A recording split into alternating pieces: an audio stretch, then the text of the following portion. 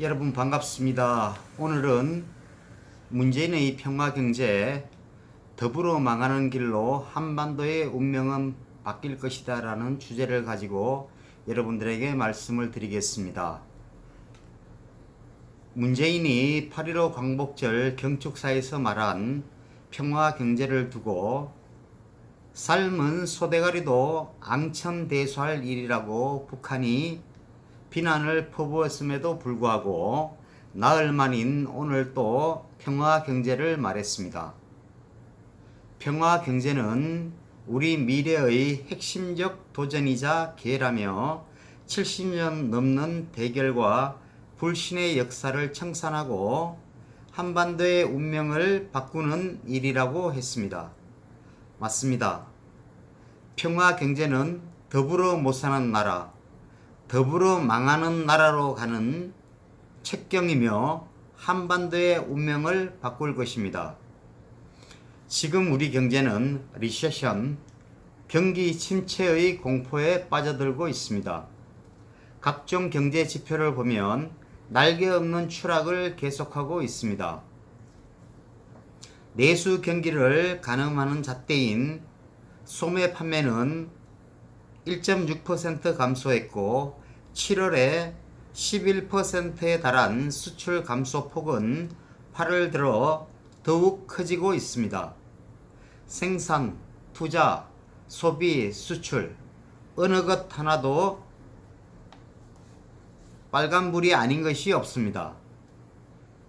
국내 자동차 3사의 생산 능력이 올 상반기 16년 만에 최저를 기록한 것은 경기 부진이 얼마나 심각한지를 단적으로 보여주는 것입니다.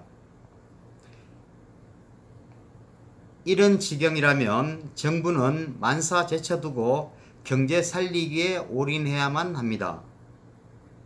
그럼에도 불구하고 경제사령탑은 보이지 않고 어떻게 경제를 살릴지에 대해서는 말 한마디 하지 않고 있습니다. 문재인은 오히려 우리 경제의 기초 체력은 튼튼하다며 헛소리를 해대고 있습니다.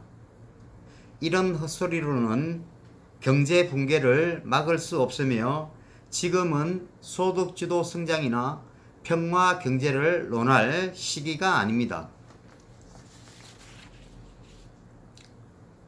당면한 우리나라의 경제를 살릴 대책도 하나 못 내놓으면서 언제 대한민국 경제가 파국을 맞이할지도 모르는 상황임에도 불구하고 평화 경제 타령이나 하고 있습니다.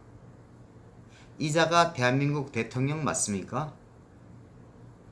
평화 경제가 남북 경협으로 실현된다고 하는 소리는 초등학교 4학년 수준의 경제적 논리에도 못 미치는 속아 웃을 일이지만 대한민국 국무위원들은 한마디도 못하고 있습니다. 한반도 비핵화를 위한 미국, 한국, 북한과의 협상에서 트럼프와 김정은은 문재인을 왕따시키고 아예 협상 대상 멤버로도 취급도 안 하고 있습니다. 그럼에도 평화 경제를 북한과 해서 일본을 넘어설 수 있다고 호언장담한 그 내용 자체가 거짓 선동으로 5천만 국민들을 현혹시키는 불안당 같은 개소리를 계속하고 있습니다. 문재인은 일본 경제가 우리보다 우위에 있는 것은 경제 규모와 내수 시장이라고 합니다. 남북이 경제 협력을 통해 경제 규모와 내수 시장을 키움으로써 일본 경제에 맞설 수 있다라는 소리를 하고 있습니다. 이것은 정말 웃기는 일입니다. 우리나라와 일본의 경제력 차이는 약 3배 정도 차이가 납니다. 연수로 따져보면 10에서 15년 정도 뒤처져 있다고 할 수 있습니다. 그리고 우리나라와 북한과의 경제력 차이는 약 48배 정도 차이가 납니다. 이것은 연수로 따지면 수십 년의 차이가 난다고 할 수 있습니다. 이런 우리나라와 북한이 평화 경제를 하면 일본을 단숨에 따라잡을 수 있다? 삶은 소대가리도 앙천대소할 일입니다. 그럼에도 불구하고 문재인을 따르는 무리들은 아직도 헛된 꿈에서 깨어나지 못하고 있습니다. 반일만이 이 나라가 살 길이다라고 하면서 일본 제품 불매운동에 앞장서고 있습니다. 반일만이 애국이다라는 이런 행태야말로 우리가 청산해야 할 대상이라고 할 수 있습니다. 이제는 한국과 일본이 상호 협력적인 관계를 모색하는 길만이 양국의 경제에 도움을 줄 수 있는 일입니다. 문재인이 앞장서서 반일을 외치는 이런 나라, 더 이상 나라를 망치는 일이 계속되면 대한민국은 불행하게 될 수밖에 없습니다. 불행의 시대를 반드시 종식시켜야만 합니다. 이 불행의 시대를 종식시킬 수 있는 길은 하야와 탄핵밖에 없습니다. 하야와 탄핵은 국민의 손으로, 국민의 힘으로 쟁취할 수밖에 없습니다.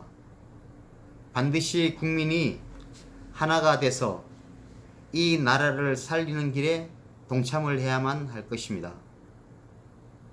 그래서 반드시 이 문재인을 끌어내리는 길만이 대한민국의 미래가 있으며 나라의 장래가 있다고 생각할 수 있습니다. 우리는 여기에 모든 힘을 다 합치고 모든 국민이 동참을 해야 한다고 저는 생각합니다. 오늘은 여기까지 하겠습니다. 감사합니다.